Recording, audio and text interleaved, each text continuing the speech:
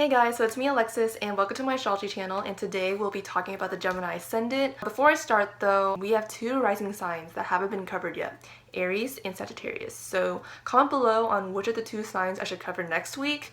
And since we only have two rising signs left, this series is almost done. I can't believe it. Like, I'm going to finish my first series. I'm going to be productive. But anyways, since this series is almost ending, I'm kind of stumped on what I should do next on this channel. So leaving a suggestion would be really nice for me. I will look at your comments, consider it. Hopefully I'll have a new series. So without further ado, let's go with Gemini.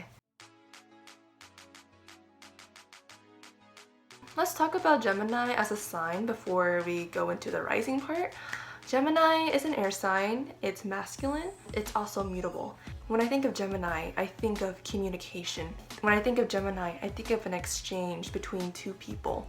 When I think of Gemini, I think of talking, body language, the mind. These are some of the things that I think of when it comes to Gemini.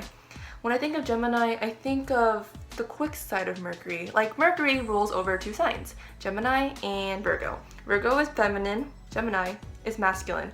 So I feel like Gemini kind of represents the more extroverted version of Mercury. So like, this would involve talking, writing, like something that's more external, something that's in the environment. So like I said earlier, like talking, writing, body language, etc. Before I start on the rising, I also want to mention that Gemini is usually very popular for their dual nature. A lot of people tend to make fun of them for it, but it's an archetype, we gotta deal with it.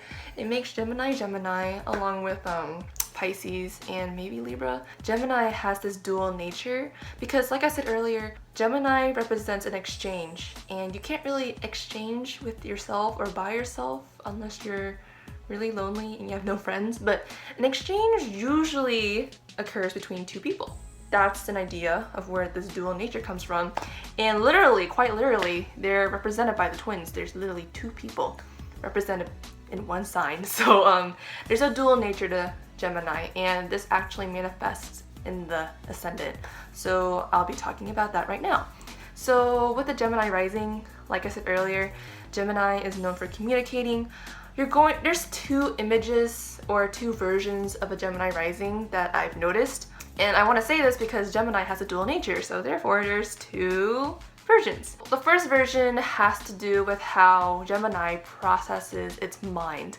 Gemini is known to have a very short attention span, but they're also very intelligent. They learn really quickly. So when you put this onto somebody's rising, you're going to have someone who's very bubbly, very talkative. They can talk with their body. There's some strong body language. They're going to be very energetic. They're just going to be very bouncy. You're not going to find a Gemini rising to stand still and be calm. A Gemini rising can be very bouncy. In the first version. Another way Gemini rising can manifest is someone who's very smart. One of my exes, he has a Gemini rising, and when I took physics in high school, I remember just looking at him and I was just intimidated on how smart he looked. I mean, he was also a Capricorn, but like, with a Gemini rising, Gemini is focused on the logical. It's focused on your mind. It's focused on mental processes. And it's focused on knowledge. So with this second version of a Gemini rising, you're going to find someone who looks very smart. You're going to find someone who looks like an intellectual, someone who knows a lot of things. Like, this is someone you do not want to argue with and not have a backup. That's another version that I see with Gemini rising. Like, you're going to have someone who's very bouncy and talkative and blah blah blah, and you're going to have someone who looks very smart. I think the one thing that these two versions have in common is that Gemini rising has a very, nervous quality to them. Like I said earlier, Gemini is very bouncy. It has a short attention span. So with this, they're kind of just everywhere. And this can manifest, like I said, in a nervous quality to where you may find a Gemini rising struggling to stay still. You may find a Gemini rising, fidgeting or just, wiggling around in their chairs. Even if they're calm, they don't look calm. They always look like they want to do something, and I think with a Gemini rising, they can struggle to stay still. If they're doing an activity where it requires you to be calm and steady like a Taurus, they're gonna struggle. That nervous quality is something I see in both versions of a Gemini rising. Gemini risings tend to be very social with people. They like to talk about intellectual topics, so Like I said earlier, they like to talk. Talking is an exchange of words and ideas, so there's that. I want to mention the body language part though, because I want to emphasize that Gemini is a sign of communication. So they will communicate with everything they have, not just their mouth. They can use their body language. So I think with Gemini, I think it's pretty obvious to know when they don't like you, because they'll communicate that with their body.